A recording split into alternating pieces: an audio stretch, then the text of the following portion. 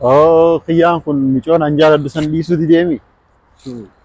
Amma Kiyyaan diimaan sun amma dheenee itti dubbannaa afaaniin. Yoo namni tumuun qaba warra yoo namni bira jiraate wajji tumna yoo kophaa isaati aanuun hin gaafa. Yoo kiyyaa waalumaa singeedha laacha tumtaa jalaa guuttatan dhiiree biifuu waa xiqqoo addunyaarra ibsatan asitti ufeeta. Kunno kiyyaanuu kanaa bar. Kan aanuun hin gaafi. Walumaa adeemoo laacha dhagee dhufa. Adeero. Halo sana. Oke. Tagami. Iya. Semua. Iya dah. Mari je. Iya wallah. Siap sen. Iya ana absen. Sai bakhiya tokko tu waanatti mee Aye. sani si gaafatuudha dhufne. Maali yoo? Keessa jira gaanummaan wanta nu yoon isin gidduudha lejeetu man isaa achi dhaabee sitti dhufe. Nama nan fadhu na jala cinqaa jaa inni kuni namani nan jaaladhu kana takkaa Beekhe buliidha. Mucaa bulii jaaniin diimaa san. Beektaa maali onni jiru ni beektaa? Nuti silaa agartee nama dhalarra wallaluu qabu miti. Amicoo san dhugaan hin jaaladhu.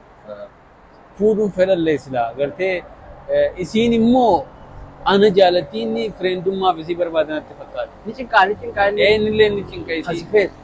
Hafuudhuu feet. An fuudhuuf hin fedha bakka Inni maaliif silaa fedhaan? wallahi hin beekne mee isuma gaafa dhugaa yoo fuudhuu fedhe dhugaan fuudhuu haa fedhe taate ni dhiisaa fana. Hafeetu dhiistaafne. Jechuun kaa maal goota kaa namni tokko bultiif nama tokko fedhe sirra fedhe anillee bultiif numan fedha garuu immoo yoo inni dhugaadhaan hafuudhuuf deemu taate nin gargaara waan Naa isii yaaddurraa nama jaalataniif waan jaalatan dhiisanii. akkasii saayimni kee amma fagoo jira. Asuma jira lakki as jira miira Fidiitiin keessa jira mee dubbisna rakkoon qabu walii ayyee. Bro, kiyyaa isii dubbiseetiin jira. Maali? Kiyyaan mucoonis ana feeti jaha anaa duroo jaalatas jaha fuudhuu fedhaa jaha. Fuudhuu fedhaa. Micooma sammoo.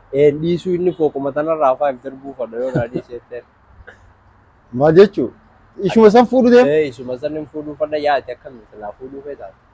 Maaliin fuudhoo fireendummaaf bakka yeroo hojii dabarsuuf malee. Dubarri akkanuma yeroo hojii dabarsuu deemtu yaada dila kan amma maaltu fide duba mucuma kanaaf dhiistee yoo inni kun bakka hin beekun so'aa takkitti mataan harkateen isaa inni kun asirraa darbu malee nama sii dhiisuu miti. Inni tiyyuma san fuudhu deemu? Bakka tiyyuma tanan fuudhaan summa tanaatu naaf isiidhaa yaa. Akkas taanaan aanuma fuudhu gaafee. Yoonuma dhiistee firra sii wayyu ati silaa duraanuu ni beektaa. Dila takkaa jira si bira. Isii tana dhiistee fi onnummaan kun itti fuudhee tumamee bultumaa ijaarratee haa jiraatu bro. Bakka kan fuudhu yoo ta'e itti balleessee jira bakka dhiifaman gaafadhaan. Kottu gaa dhiifama jettee ni yoo taarikaa suma cuufnee biraa deemna. Ayyee. Kotta deeroo.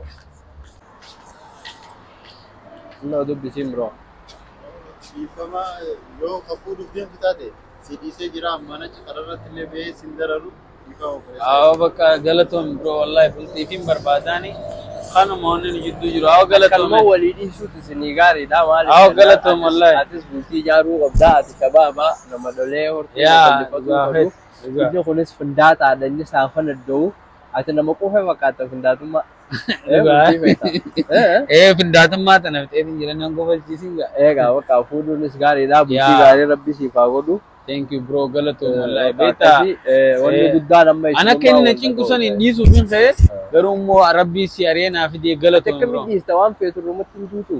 Jechuun kaa ni ulfaataa minni saayibboota isaa kaan wajjin dhufee faana naanna isaa harratti. Sodaattaa jechuudha. Egaa jiruufillee gidi takka takka ni jiraami. Akkasii bakka galatoon bro kiyya. Galatoon. Thank you. Akkasii yoo akka Galatoomaa, bro. ajajaa taate ayyee bro. Yaa.